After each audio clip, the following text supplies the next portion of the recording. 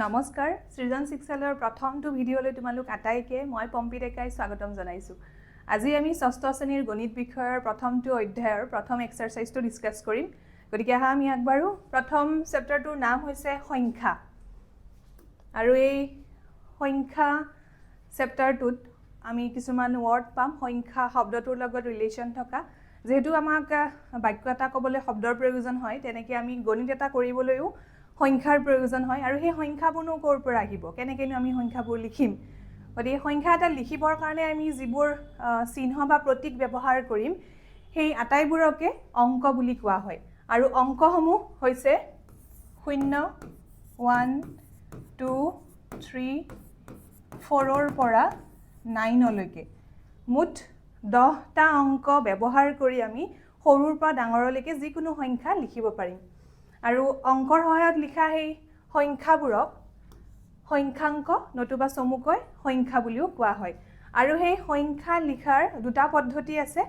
আৰু এই সংখ্যাক আমি যদি শব্দৰ সহায়ত প্ৰকাশ কৰিবলৈ যাওঁ, সেই পদ্ধতিসমূহ আমি মানি চলিব লাগিব। আৰু সেই পদ্ধতি দুটা হৈছে ভাৰতীয় সংখ্যাংকন পদ্ধতি আৰু আন্তৰ্জাতিক সংখ্যাংকন পদ্ধতি। ভাৰতীয় সংখ্যাংকন পদ্ধতিত আকৌ পৰ্যায় থাকিব। পৰ্যায়নো কি? এটা ধৰা ডাঙৰ সংখ্যা এটাক আমি সৰু সৰু গোটত ভাগ কৰিলে সেই সৰু গোটসমূহক পৰ্যায় বুলি কোৱা হয়। আৰু ভাৰতীয় সংখ্যাংকন পদ্ধতিত তেনে পৰ্যায় 4টা আছে। আৰু সেই 4টা পৰ্যায় হৈছে একক, হাজাৰ, লাখ আৰু কোটি। গতিকে এই 4টা পৰ্যায়তে আমি সংখ্যাসমূহ ভাগ কৰি সেইবোৰক শব্দৰে প্ৰকাশ কৰিব পাৰিম। আৰু এই যে আমি একক, হাজাৰ, লাখ আৰু কোটি পৰ্যায় কেইটা পালো, তাতনো কোনবোৰ অংক থাকিব, কোন স্থানৰ অংক থাকিব? একক পৰ্যায়ত আমাৰ কি অংক থাকিব, কি স্থানৰ অংক থাকিব? একক, দশক আৰু শতক স্থানৰ অংক থাকিব। আকৌ হাজাৰ পৰ্যায়ত কি থাকিব? হাজাৰ আৰু অযুত স্থানৰ অংকবোৰ থাকিব।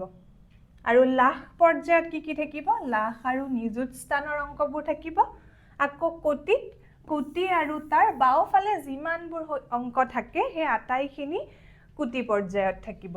হয়, এইখিনি আমি মনত ৰাখিবলগীয়া পৰ্যায় কেইটা এইকেইটাই, যে আমি পৰ্যায় কেইটাৰ নাম কেইটা প্ৰথমতে জানি ল'ম, যে ভাৰতীয় পৰ্যায়ত কি পৰ্যায় থাকিব। তাৰ পাছত সেই পৰ্যায়ক্ৰমে আমি কোন কোন স্থানৰ অংকবোৰ তাত বহুৱাম। সেই আটাইখিনি ইয়াত ধুনীয়াকৈ দিয়া থাকিল। এতিয়া স্থানমান তালিকাখন। স্থানমান তালিকাত এয়া 4টা ভাগ থাকিব, 4টা পৰ্যায়, একক, হাজাৰ, লাখ আৰু কোটি। এককৰ ঘৰত এয়া 3টা স্থানৰ অংক, একক, দশক আৰু শতক স্থানৰ অংক একক পৰ্যায়ত থাকিব। হাজাৰ আৰু অযুত স্থানৰ অংক হাজাৰৰ পৰ্যায়ত থাকিব। লাখ আৰু নিযুত স্থানৰ অংক লাখ পৰ্যায়ত থাকিব। আৰু বাকী কোটিৰ ঘৰত যিখিনি বাওঁফালে অংক থাকিব সেই আটাইখিনি কোটি পৰ্যায়ত থাকিব। স্থানমান তালিকা কৰিব দিলে আমি এই তালিকাখন লিখিব লাগিব। এতিয়া এইকেইটা হৈছে উজু পদ্ধতি, যে আমিনো মনত কেনেকৈ ৰাখিম। প্ৰথম হৈছে 3টা ঘৰ আমি দিম, 3টা স্থানমান দিম। তাৰ মানে একক, দশক, শতকখিনি এককৰ ঘৰত থাকিল। তাৰ পাছত হাজাৰত 2টা স্থান, লাখত 2টা স্থান, আৰু এইফালে যিমানবোৰ অংক থাকিব সেইখিনি আমি কোটিত ভৰাম। হয়, মনত থাকিল 3, 2, 2 আৰু এইফালে যিমান থাকে 3 বুলিয়ে ধৰিছোঁ। হয়, এইফালে এটাও থাকিব পাৰে, দুটাও থাকিব পাৰে, 3টাতকৈ বেছিও থাকিব পাৰে। তো এইটো হৈছে ভাৰতীয় পদ্ধতিৰ পঢ়াৰ আৰু লিখাৰ নিয়ম। আৰু কমাও আমি তেনেকৈয়ে দিম। 3টাৰ পিছত আমি হাজাৰত কমা দিম, লাখত কমা দিম আৰু কোটিত কমা দিম। তাৰ পাছত আমি সংখ্যাবোৰ ইয়াতে স্থানমানৰ কথাও আহিব, নিজা মান আৰু স্থানমানৰ কথাও আহিব। এটা অংকক যেতিয়া সংখ্যাটোৰ যি স্থানতে নাথাকক কিয়, প্ৰতিটো সংখ্যাৰে এটা নিজা মান থাকে।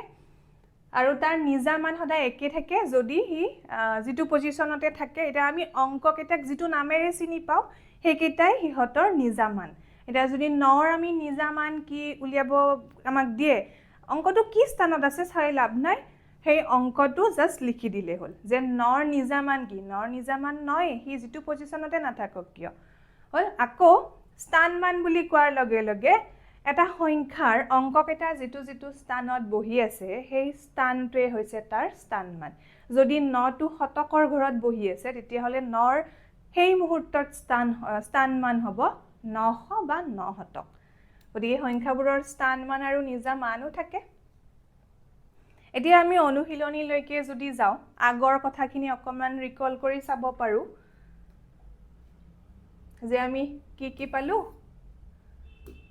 সংখ্যাৰ ক্ষেত্ৰত আমি অংক লাগিব বুলি পালো যে সংখ্যা এটা অংকৰ দ্বাৰা গঠিত হয় আৰু সেই সংখ্যাটো গঠন হ'বলৈ যিবোৰ চিহ্ন বা প্ৰতীকৰ প্ৰয়োজন হ'ব সেইখিনিক আমি অংক বুলি কওঁ আৰু সংখ্যাটোক লিখিবৰ কাৰণে বা মাতিবৰ কাৰণে সংখ্যাঙ্কন পদ্ধতিৰ প্ৰয়োজন তাৰ কাৰণে আমি দুটা পদ্ধতি ব্যৱহাৰ কৰোঁ প্ৰথমটো হৈছে ভাৰতীয় পদ্ধতি যেটো আজি আমি ডিসকাস কৰি আছো আকৌ নেক্সট আমি আন্তৰ্জাতিক পদ্ধতিলৈকেও যাম ইন্টাৰনেশ্যনেল নিউমাৰেচন সিস্টেমটো আকৌ আমাৰ ভাৰতীয় পদ্ধতিত আমি কেনেকেনো সংখ্যাবোৰ ভাগ কৰোঁ কোন পৰ্যায়ত কি স্থানৰ অংক থাকিব সেই গোটেইখিনি বস্তু মনত ৰাখি আজি আমি অনুশীলনীটো ষ্টাৰ্ট কৰিম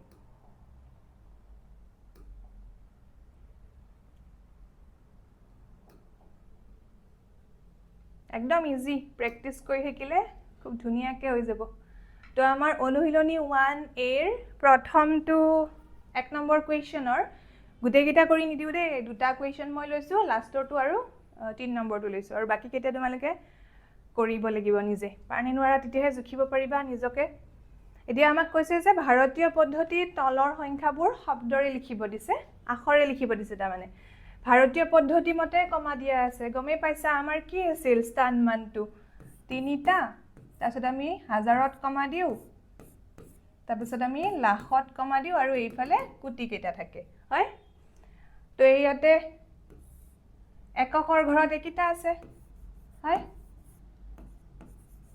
এককৰ ঘৰত আছে এইকেইটা হাজাৰৰ ঘৰত আছে হয় তাৰ পিছৰটো লাখৰ ঘৰত আছে গতিকে আমি আৰু এতিয়া লিখিবলৈ ইজি হৈ গ'ল একদম কি বুলি লিখিম এইটো সাইডৰ পৰা লিখিম গতিকে লাখৰ ঘৰত কি আছে 3 গতিকে 3 লাখ হাজাৰৰ ঘৰত কিমান আছে 68 68000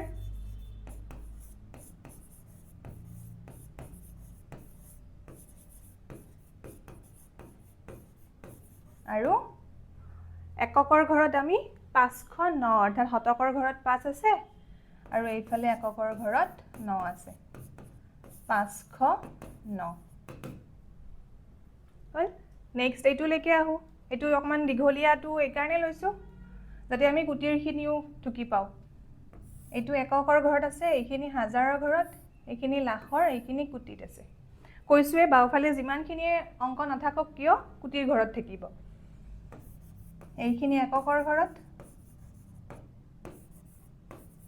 এইখিনি হাজাৰৰ ঘৰত এইখিনি লাখৰ ঘৰত আকৌ এইখিনি কোটিৰ ঘৰত তাৰ পাছত আমি শব্দৰে লিখিব একদম ইজি হৈ যায় তো কোটিৰ ঘৰত এই গোটেইটো সংখ্যা আছে ন কিমান আছে 2140 অৰ্থাৎ আমি এই সংখ্যাটো কি বুলি মাতিম 2140 কোটি এই গোটেই সংখ্যাটো কোটিৰ ঘৰত আছে কাৰণে আমি গোটেই সংখ্যাটোক লিখিব লাগিব 2140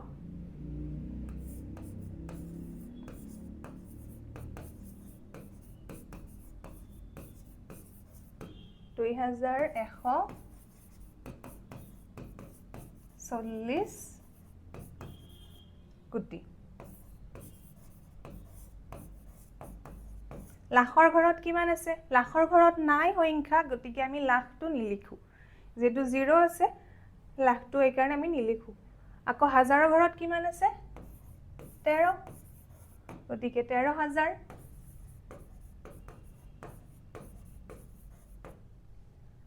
আকৌ এইফালে কিমান আছে শতকৰ ঘৰত 5 আৰু এইফালে সংখ্যা নাই গতিকে 500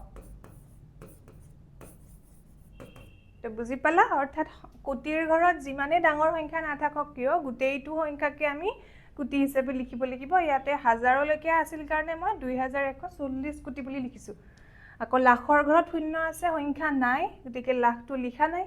আকৌ হাজাৰৰ ঘৰত 13 আছে, 13,000, আকৌ এইফালে 500, বেলেগ সংখ্যা নাই। আৰু বাকী যিকেইটা আছে এইকেইটা ইজি। এনেকুৱা টাইপৰ ইয়াৰ আগত আকৌ দুটামান আছে অনুশীলনীটোত 1 নম্বৰৰে, এইকেইটা নিজে পাৰিবা এইকেইটা যদি বুজি পাইছা। কমেণ্টত কৈ থাকিবা দেই বুজি পাইছানে নাই। আকৌ 2 নম্বৰ কুৱেশ্যনটোলৈ আহিছোঁ। ভাৰতীয় পদ্ধতিত তলৰ সংখ্যাবোৰ অংকেৰে লিখিব দিছে। এইটো ভাৰতীয় পদ্ধতিত আখৰেৰে লিখা আছে, আমাক অংকৰে লিখিব দিছে। 53,06,340। এতিয়া সংখ্যাটো কিছুমানৰ ধৰা ইয়াতে লাখ, হাজাৰ, 40 আছে, ঠিকে আছে। কেতিয়াবা হয়তো 53,340 বুলি কয়, হাজাৰটো নাথাকে। গতিকে আমি কেইটা শূন্য মাজত দিব লাগিব, অকণমান খেলিমেলি হৈ যায় নহয়, সেইখিনি আজিপা নহয়। কাৰণ আমি স্থানমানৰ ক্ষেত্ৰতে মই সেই বক্স কেইটা যে কৈছিলোঁ যে 3, 2, 2, ইফালে আকৌ 3, সেইটো প্ৰচেছত যদি স্থানমানখিনি বহুৱাই লোৱা, আজকেইটা যদি দি লোৱা, কোনটো ক'ত বহিব একদম একো খেলিমেলি নহয়। গতিকে আমি ভাৰতীয় পদ্ধতি মতে এককৰ ঘৰত 3টা থাকে, হাজাৰৰ ঘৰত 2টা, লাখৰ ঘৰত 2টা, আৰু এইফালে মই কোটি 3টা দি লৈছোঁ। যদি ডাঙৰ সংখ্যা হয় মই বঢ়াই দিম। এতিয়া এই সংখ্যাটো কি বুলি আছে? 53 লাখ দেই। গতিকে লাখৰ ঘৰত কিমান হ'ব? 53। কিমান? লাখৰ ঘৰ আমাৰ এইখিনি হৈছে আমাৰ এককৰ ঘৰ, এইখিনি হৈছে আমাৰ হাজাৰৰ ঘৰ, আৰু এইখিনি লাখৰ। গতিকে এইটো কোটি নাই এই অংকটোত, 53 লাখ আছে, গতিকে লাখৰ ঘৰত হ'ব 53 হ'ল। হাজাৰ কিমান আছে? 6,000, হাজাৰৰ ঘৰত তাৰমানে 6 হ'ব। 6টো আকৌ ইয়াত নহয়, 6 বুলি কৈছে যে এই দুটা ঘৰৰ এককৰ ঘৰটোত হ'ব। গতিকে আগৰ ঘৰটোত আমি 0 দিব লাগিল, যিহেতু 6,000 বুলি কৈছে অকল। আগত যদি মই 6টো দি দিওঁ, পিছততো শূন্য দিব লাগিব, তো সেইটো 6,000 হৈ নাথাকে, 60,000 হৈ যাব। গতিকে মই 6টো ইয়াত লিখিম। যেতিয়া ছিংগল ডিজিট থাকিব, হাজাৰৰ ঘৰত হওক, লাখৰ ঘৰত হওক, তেতিয়া এইটো ঘৰত বহিব। আৰু আগৰ ঘৰটোত 0 লিখিম। আকৌ পিছৰখিনি কি কৈছে? 340, 340 হ'ল। এই চিনকেইডাল দি ল'লে, স্থানমানৰ চিনকেইডাল দি ল'লে প্ৰব্লেম নহয়, ভুল নহয়। নেক্সটলৈকে যাওঁ। কি কৈছে? গতিকে প্ৰশ্নটো পঢ়াৰ আগতে স্থানমানৰ চিনকেইডাল দি ল'ম। 3ডাল, 2ডাল, 2ডাল, আৰু এইফালে দি লৈছোঁ। এতিয়া ইয়াতে কোটি আছে 2007 কোটি। 2007টোক আমি কেনেকৈ লিখোঁ? 2007, 2007, তাৰমানে কোটিৰ ঘৰত এইবাৰ 4টা অংক বহিব। হ'ল 2007 কোটি। কি কৈছে? 90 লাখ। লাখৰ ঘৰত কি বহিব?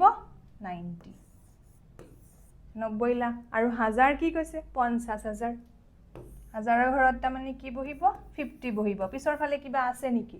নাই, খালী ৰাখিব নোৱাৰোঁ, কিন্তু 0 দিব লাগিব। তেতিয়াহে এইটো হাজাৰৰ ঘৰত 50,000 হ'ব, সেইফালে যদি আমি 3টা শূন্য দিওঁ। গতিকে এনেকৈ আমি স্থানমানৰ চিনকেইডাল দি লৈ পৰ্যায়ক্ৰমে যি যি স্থানত অংকবোৰ বহিব বহুৱাই গৈ থাকিম। হ'ব? এতিয়া নেক্সট কুৱেশ্যনটোলৈকে যাওঁ। এতিয়া আকৌ কি কৈছে? ভাৰতীয় পদ্ধতি মতে কমা বহুৱাব দিছে, আকৌ সংখ্যাবোৰ শব্দৰে লিখিব দিছে। ইয়াতে তাৰমানে উইদাউট কমা দিয়া আছে, আমি কমা বহাম, তাৰ পাছত আমি আখৰে লিখিম। তো ফাৰ্ষ্টতে আমি কমা বহুৱাম। কমা আমি ক'ত ক'ত বহাওঁ? হাজাৰত বহাওঁ, লাখত বহাওঁ, আৰু কোটিত বহাওঁ। তাৰমানে সেইফালৰ পৰা 3টাৰ আগত বহাওঁ। আগতে সংখ্যাটো মই ইয়াতে লিখি লৈছোঁ। এইটো আছিল উইদাউট কমা সংখ্যাটো। তাৰ পাছত আমি এইটো ভাৰতীয় পদ্ধতি মতে কমা দিম। 3টাৰ আগত ইয়াতে হাজাৰত কমা দিলোঁ, তাৰপাছত 2টা এৰি ইয়াতে লাখত কমা দিলোঁ। এতিয়াতো লিখিব একদম ইজি হৈ গৈছে, হয়নে? এইটো আমি আখৰে লিখিম। এইখিনি এককৰ ঘৰত, এইখিনি হাজাৰ, এইখিনি লাখৰ, এইখিনি লাখৰ। এতিয়া আমি এইটো লিখিম কেনেকৈ? লাখৰ পৰা লিখিম 6 লাখ,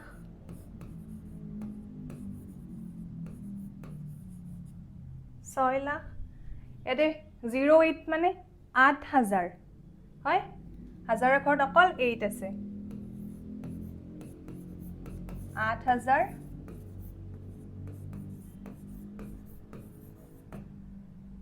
এইটো কিমান আছে 329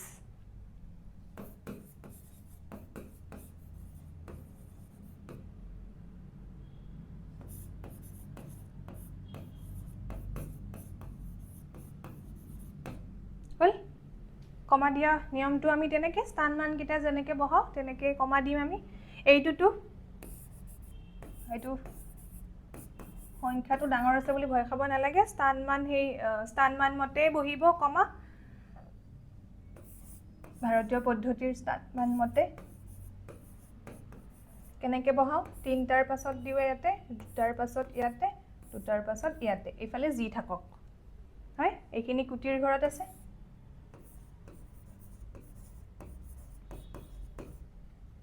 এইখিনি লাখৰ ঘৰত আছে এইখিনি হাজাৰৰ ঘৰত আৰু এইখিনি এককৰ ঘৰত একক দশক শতক এতিয়া এইটো যেতিয়া আমি আখৰে লিখিম কি লিখিম কুটিত কিমান আছে তিনিটা অংক আছে এই তিনিটা অংক হয় এই তিনিটা অংক আছে তাৰ মানে কি 235 কোটি 235 কোটি লাখৰ ঘৰত কিমান আছে 70 70 লাখ 70 লাখ আৰু হাজাৰৰ ঘৰত 92 92000 92000 বৰ পইচা নেকি বৰ পালে উপায় নাই কৰিব লাগিব আৰু কৰিলে ইন্টাৰেষ্টিং লাগে অংকবোৰ বুজি পাইছা নে আকৌ এইফালে আছে আমাৰ 305 হয় তো লিখিলো তেনেকৈ পালা আমি ভাৰতীয় পদ্ধতি মতে কমা দি সংখ্যাবোৰ আখৰে লিখিলো বেছি প্ৰবলেম নাই হয়নে এতিয়া আহিছে ইয়াতে অকমান স্থান মানৰ কথা আহিব যেটো মাজতে এখন স্লাইডত স্থান মানৰ কথা কৈছিলো একো টান নহয় দে আমি এটা এটা ষ্টেপ আগুৱাই গৈ থাকিলেহে গছডাল লগ পাম লাগি থকা ফল কেইটা তেতিয়াই আমি চিঙিব পাৰিম তলতে থাকিলেতো চিঙিব নোৱাৰো জাপ মাৰিলে কি জানি পৰিয়ে যাও গতিকে ষ্টেপ বাই ষ্টেপ যাব লাগিব এতিয়া এইটো কুৱেশ্যনত কৈছে যে এটা সংখ্যা দিয়া আছে এই সংখ্যাটোৰ ক্ষেত্ৰত ইয়াতে হাত দুটা আছে হয়নে এইটো এটা 7 এইটো এটা 7 এই হাত দুটাৰ স্থান মানৰ পাৰ্থক্য উলিয়াব দিছে গতিকে হাত দুটা বেলেগ বেলেগ স্থানত বহি আছে গতিকে হিহঁতৰ যি স্থানত বহি আছে সেই স্থান অনুযায়ী দুইটাৰে স্থান মান বেলেগ বেলেগ হ'ব গতিকে সেই হাত দুটাৰ নিজৰ নিজৰ স্থান মান অনুযায়ী লিখি স্থান মান কেইটা লিখি আমি পাৰ্থক্য উলিয়াব লাগে বিয়োগফল উলিয়াব লাগে তাৰমানে তো মই যদি এইটো হাতৰ প্ৰথমটো হাতৰ যদি মই স্থান মান লও প্ৰথমটো হাত বুলি কৈছো এইফালৰ পৰা গৈ প্ৰথম 7ৰ বাওফালৰ পৰা দে বাওফালৰ 7টো স্থান মান কিমান হ'ব হাতৰ স্থান মানটো কিমান হ'ব একক দশক শতক হাজাৰ অযুত লাখ নিযুতৰ ঘৰত আছে হয় আৰু স্থান মানটো লিখাটো একদম ইজি 7টো আমি লিখিলো 7টো লিখিলো লিখি 7ৰ পিছত কেইটা অংক আছে চোৱাচোন 1 2 3 4 5 6 ছয়টা অংক আছে গতিকে ছয়টা শূন্য বহুৱাই দিয়া 1 2 3 4 5 6 পালুনে ই বহি আছে নে নিযুতৰ ঘৰত এবাৰ চেক কৰি চোৱা একক দশক শতক হাজাৰ অযুত লাখ নিযুত হয় যেতিয়া আমাক স্থান মান এনেকৈ লিখিব দিব তেতিয়া অংকটো লিখি তাৰ পাছত যিকেইটা অংক বহি থাকে সেইটা শূন্য বহুৱাই দিলে হ'ল হ'ব আকৌ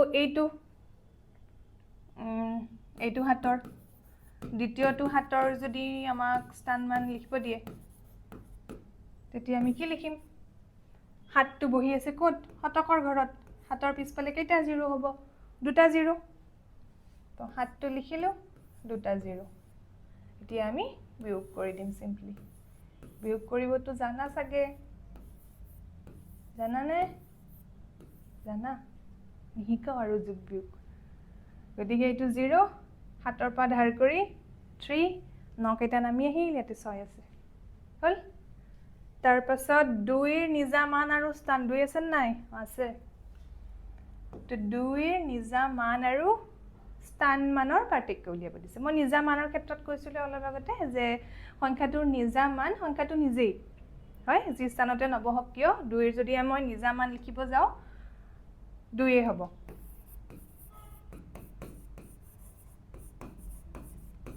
2ৰ নিজা মান 2 হল আকৌ 2ৰ স্থান মান কিমান হ'ব ক'ত বহি আছে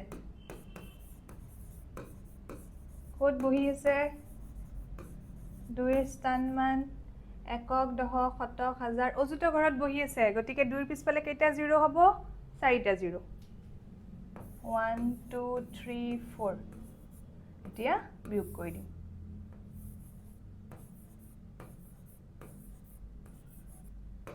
এইটোই হল স্থান মানটো লিখি তাৰ পৰা ডাঙৰটো বা সৰুটো বিয়োগ কৰি দিছো এইটোই আকৌ নেক্সট কি কৈছে 3 নম্বৰটো যে কোনটো অংকৰ নিজা মান আৰু স্থান মান একেই হ'ব এটা দশকৰ ঘৰত বহাৰ লগে লগে তাৰ নিজা মান বাৰু সেই সংখ্যাটোই হ'ব কিন্তু স্থান মানটো দশক অনুযায়ী হ'ব হয়নে নহয় শতকৰ ঘৰত বহিলে শতক অনুযায়ী হ'ব মানে কি 700 ইয়াতে কিমান হ'ব 4ৰ 40 এতে 5ৰ সেই যি স্থানত বহি আছে হাজাৰৰ ঘৰত বহি আছে 5000 গতিকে অকনমান ভাবি চোৱাচোন কোনটো অংকৰ নিজা মান আৰু স্থান মান একেই হ'ব কোনটো অংকৰ এই 9টোৰ হয়নে নহয় হয়নে 9টোৰ কাৰণ তাৰ নিজা মানটোতো 9 হ'ব স্থান মানো 9 হ'ব কাৰণ ই এককৰ ঘৰত বহি আছে হয়নে গতিকে এই সংখ্যাটোত থকা 9 অংকটোৰ নিজা মান আৰু স্থান মান একে হ'ব কাৰণ তো হৈছে হি এককৰ ঘৰত বহি আছে আৰু তাৰ নিজা মান 9 হয় হল পালা ক্লিয়াৰ এককৰ স্থানৰ অংকটোৰহে কেৱল নিজা মান আৰু স্থান মান একে থাকিব আকৌ যদি 0 থাকিল হয় ইয়াত যদি 0 থাকিল হয় তেতিয়া কথাটো বেলেগ আছিল কাৰণ 0 একমাত্ৰ অংক যাৰ নিজা মান আৰু স্থান মান সদায় একে যি স্থানতে নবহক কিয়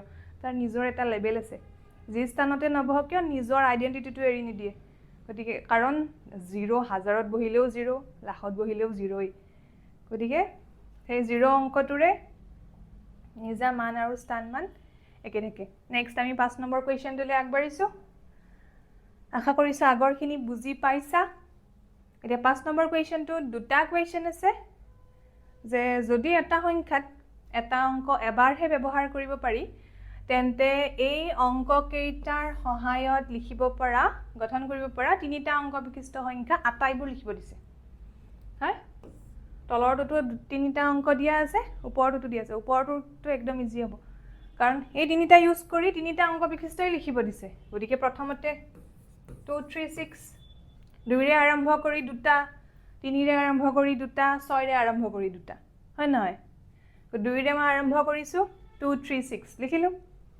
এতিয়া 263 পিছৰখিনি আকপিছ কৰি দিছো গল 3ৰে ষ্টাৰ্ট কৰি কি লিখিম 326 হয় আকৌ 362 মানে এবাৰ স্থান মান কেইটা চেঞ্জ কৰি দিছো প্ৰথমতে 2টো কনস্ট্যান্টলি শতকৰ ঘৰত ৰাখিছো দশক আৰু এককৰখিনি এক্সচেঞ্জ কৰিছো হয় এই দুটাৰ ক্ষেত্ৰত তাৰ পাছত এককৰ শতকৰ ঘৰত 3টো কনস্ট্যান্ট ৰাখি পিছৰ দশকৰ একক আৰু দশকৰ ঘৰ দুটা এক্সচেঞ্জ কৰি দিছো এই দুটাত আকৌ এতিয়া মই 6টো শতকৰ ঘৰত কনস্ট্যান্ট ৰাখি পিছৰ কেইটা এক্সচেঞ্জ কৰি দিম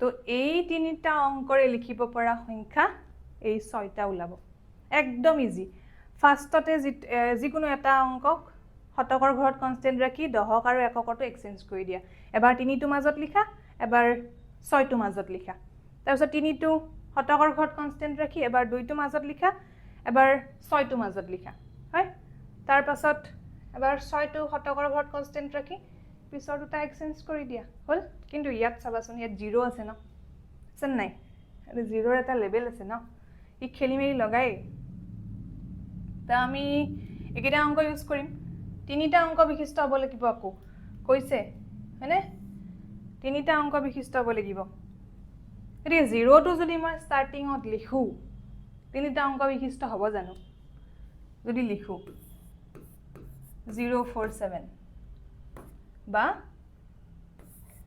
074 এইটো তিনিটা অংক বিশিষ্ট হল নে নাই হোৱা কাৰণ 047ক আমি কি বুলি কওঁ 47 নহয় আকৌ 074ক আমি কি বুলি কওঁ 74 গতিকে এইটো তিনিটা অংক বিশিষ্ট নহল গতিকে তাৰ মানে মই 0টোক ফাৰ্ষ্টতে লিখিব নোৱাৰো হয় যদি তিনিটা অংক বিশিষ্ট সংখ্যা লিখিব দিয়ে ফাৰ্ষ্টতে লিখিব নোৱাৰিলো মাজত লিখিম আৰু লাষ্টত লিখিম হয় ইয়াতেও বাৰু এইটো মাজত লিখিম আৰু লাষ্টত লিখিম আকৌ ইয়াতে মই 4 দিলো ইয়াতে 7 দিলো হয় ইয়াতে 7 দিলো ইয়াতে 4 দিলো হয় ইয়াতেও মই মাজত লিখিম লাষ্টত লিখিম 4 টো ফাৰ্ষ্টত দিছিলো নহয় এবাৰ 7 টো ফাৰ্ষ্টত দিম 4 টো লাষ্টত দিম হল আকৌ ইয়াতে 7 টো ফাৰ্ষ্টত দিছিলো ন ইয়াতে 4 টো ফাৰ্ষ্টত দিম 7 টো সেকেন্ডত দিম হল একদম ইজি গতিকে এই দুটা বাদ পৰিল এইকেইটা অংকৰ এটা মানে মই লিখিব পৰা সংখ্যা তিনিটা অংক বিশিষ্ট 4টা ওলাব হল ক্লিয়াৰ নেক্সট লাষ্ট কোৱেশ্চন এইটো অনুশীলনীৰ লাষ্ট কোৱেশ্চন গতিকে এবাৰ পঢ়ি চোৱাচোন ইয়াৰে কিন্তু মই সেকেন্ডটো নিদিও দে এটো নিজে কৰিবা গোটেইকেইটা কৰি দিলে আৰু নিজে নকৰিবা নহয় হলে এতিয়া এক নম্বৰটো অকমান পঢ়ি যাবা প্ৰশ্নটো যদিও মান খুকুজা লগা টাইপ কিন্তু একদমে নহয় যদি ভালকে প্ৰশ্নটো আমি পঢ়ি চাও তো কি আছে যে 4টা অংক বিশিষ্ট এটা সংখ্যাৰ তাৰমানে প্ৰথমতে আমি ক্লিয়াৰ যে অংকটো সংখ্যাটো যেটো আমি উলিয়াব দিছে আমাক হেতু 4টা অংক বিশিষ্ট হ'ব তো ফাৰ্ষ্টতে 4ডাল আস দিয়ে লোৱা প্ৰশ্নটো পঢ়ি গৈ থাকিম ইয়াতে যি কন্ডিশন পাও লিখি গৈ থাকিম হয় তো সংখ্যাটোৰ কি কৈছে দহকৰ স্থানৰ এবাৰ পঢ়ি দিছো বাৰু দহকৰ স্থানৰ অংকটো 3 হাজাৰৰ স্থানৰ অংকটো দহকৰ স্থানৰ অংকটোৰ সমান এককৰ স্থানৰ অংকটো দহকৰ স্থানৰ অংকটোৰ দুগুণ শতকৰ স্থানৰ অংকটোৰ নিজা মান আৰু স্থান মান একেই থাকে গমে পাইছা শতকৰ স্থানত কি হ'ব সংখ্যাটো উলিয়াব দিছে তো ফাৰ্স্ট কন্ডিশনটো কি দিছে যে সংখ্যাটোৰ দহকৰ স্থানৰ অংকটো 3 হ'ব গতিকে আমি দহকৰ স্থানত এটা বাৰু স্থান কেইটা মই লিখি দিছো একক দহক শতক এটো হাজাৰ হয় গতিকে কি কৈছে যে দহকৰ স্থানৰ অংকটো 3 এটা ডাইৰেক্ট 3 বহাই থৈ দিয়া ক্লু দিয়া আছে আৰু কি কৈছে নেক্সট কন্ডিশন হাজাৰৰ স্থানৰ অংকটো দহকৰ স্থানৰ অংকটোৰ সমান মানে দহকৰ স্থানত যেটো অংক বহিছে হেতু হাজাৰৰ স্থানতো বহিব মানে 3 নেক্সট এককৰ স্থানৰ অংকটো দহকৰ স্থানৰ অংকটোৰ দুগুণ কি কলে এককৰ স্থানৰ অংকটো অৰ্থাৎ এককৰ স্থানত যেটো অংক বহিব হেতু দহকৰ স্থানৰ অংকটোৰ দুগুণ হ'ব তাৰ মানে 3 এৰ দুগুণ কিমান 6 গতিকে এককৰ ঘৰত 6 হ'ব আৰু কি কৈছে শতকৰ স্থানৰ অংকটোৰ এতিয়া আমাৰ অকল শতকৰ স্থানটোৱে বাকি আছে শতকৰ স্থানৰ অংকটোৰ নিজা মান আৰু স্থান মান একেবাৰে বাৰে কৈ আছো নিজা মান আৰু স্থান মান একে থকা একমাত্ৰ অংকটো হৈছে কি 0 সংখ্যাটো পালো নে নাই পালো আমাক উলিয়াব দিয়া সংখ্যাটো আমি পাই গলো কি পালো 3036 পালো না বুজি পালো আৰু বসাও ফাৰ্স্ট কন্ডিশনটো দিয়া আছিল দহকৰ স্থানৰ অংকটো 3 দিয়া আছে এইটো এগান 3 বহাই দিছো ডাইৰেক্ট হাজাৰৰ স্থানৰ অংকটো আকৌ দহকৰ স্থানৰ অংকটোৰ সমান এইকাৰণে দহকৰ স্থানত যেটো 3 বহাইছো হাজাৰৰ স্থানতো 3 বহাইছো নেক্সট কৈছিলে যে এককৰ স্থানৰ অংকটো দশকৰ স্থানৰ অংকটোৰ দুগুণ এককৰ স্থানত যেটো বহিব এটো দশকৰ দুগুণ হ'ব যেটো দশকৰ ঘৰত 3 বহিছে তাৰ দুগুণ 6 গতিকে এককৰ ঘৰত 6 বহিছে আকৌ নেক্সট কৈছে যে শতকৰ স্থানত যেটো অংক বহিব হেতু নিজা মান আৰু স্থান মান একে থাকে বাৰেপতি আমি কৈ আছো নিজা মান আৰু স্থান মান একে থকা অংক 0 একাৰণে আমাৰ ফাইনেল সংখ্যাটো হৈছে 3036 তো এইটোৱে আছিল প্ৰথম অনুশীলনীটোত আমাৰ এইখিনি অংকই আছিল ইয়াৰে 6 নম্বৰটোৰ এটা আৰু আছে 2 নম্বৰটো হেতু নিজে কৰিব কাৰণে ট্ৰাই কৰিবা এইটো কৰি দিয়াৰ পাছত হেতু একেবাৰে ইজি হয় তো এনেকৈ কন্ডিশন দিয়া থাকিলে আমি স্থান মান অনুযায়ী সংখ্যাবোৰ উলিয়াব পাৰিম ফাৰ্ষ্টৰ পৰা চাই লও যে আমি আখৰে লিখা শিকিলো ভাৰতীয় পদ্ধতিত তাৰ পাছত স্থান মান অনুযায়ী ভাৰতীয় পদ্ধতিত কমা দিবলৈ শিকিলো তাৰ পাছত আকৌ আমি নিজা মান আৰু স্থান মান অনুযায়ী আমি তাৰ স্থান মানখিনি লিখিলো তাৰ পাছত পাৰ্থক্য উলিয়াব দিলে পাৰ্থক্য উলিয়ালো আৰু অংক যিকোনো অংক তিনিটাৰ সহায়ত আমি সেই অংক তিনিটাই লিখিব পৰা আটাইবোৰ সংখ্যা লিখিলো হয় আকৌ 0 থাকিলেও আমি তাৰ সংখ্যা কেইটা লিখিলো যে 0 থাকিলে যে তিনিটা অংক বিশিষ্ট কেতিয়া নহয় এটোও শিকিলো হয় গতিকে ফাৰ্স্ট এক্সাৰসাইজটো এইখিনিয়ে আছিল ভাৰতীয় পদ্ধতিত ভাৰতীয় সংখ্যাঙ্কন পদ্ধতি কেনেকেনো আমি সংখ্যাবোৰ ভাৰতীয় পদ্ধতিত শব্দৰে লিখো মাতো পঢ়ো হয় গতিকে চেপ্টাৰটোৰ বাকি যিকিটা কৰি দিয়া নাই ইয়াত একিটা নিজে কৰিব ট্ৰাই কৰিবা প্ৰতিটো কোৱেশ্চনৰে 1 নম্বৰটোৰে হওক 2 নম্বৰটোৰে হওক প্ৰতিটো নিজে কৰিব ট্ৰাই কৰিবা তেতিয়াহে নিজে কিমান বুজি পাইছা এটো জুকিব পাৰিবা হয় যে মোৰ দেখোন এখিনিত খুকুজা লাগি আছে ইনে আকৌ এবাৰ ৰিপিট কৰি চাও আকৌ এবাৰ ভিডিওটো চাবা তাৰপিছত কতনো খুকুজা লাগি আছে এখিনি মই 2-3 বাৰ আকৌ ৰিভাইজ কৰো যেতিয়া গণিত বিষয়টো যেতিয়া নিজে কৰি গৈ থাকিবা ভাল লগা হৈ থাকিব আৰু বিষয়টো যেতিয়া ভাল লগা হ'ব তেতিয়া কৰিব মন যাব আৰু বিষয়টোৱেও তোমাক ভাল পাবলৈ লব আৰু গণিত বিষয়টোৰ হৈতে যেতিয়া বন্ধুত্ব গঢ়িব তেতিয়া টেনচনে নাই আৰু কিমান ডাঙৰ অংক নিদিয়ক কিয় একদম ভাতৰ লগত পানী খোৱা টাইপ লাগিব হয় গতিকে আমি আমাৰ হেতুৱে উদ্দেশ্য যে আমি প্ৰতিটো বিষয়ৰ লগতে এটা বন্ধুত্বসুলভ মনোভাৱ গঢ়ি তুলো যাতে ছাত্ৰ ছাত্ৰীখিনিয়ে সুন্দৰকৈ বুজি পায় কনসেপ্ট বেসড কোৱেশ্চন বিলাক যাতে কৰিব পাৰে তেনেকুৱা ধৰণৰে উদ্দেশ্য গতিকে তোমালোকেও গোটেই কিটা অংক এই অনুশীলনীটোৰ এতিয়ালৈকে যিখিনি কৰিলো এই গোটেই কিটা অংক নিজে কৰি চাবা হ'ব ইয়াৰ লগত মিলিছে নে নাই গোটেইখিনি চাই লবা ইয়াৰ লগত মিলিছে নে নাই আৰু উত্তৰটো হৈছে নে নাই হ'ব গোটেইখিনি প্ৰেক্টিস কৰিবা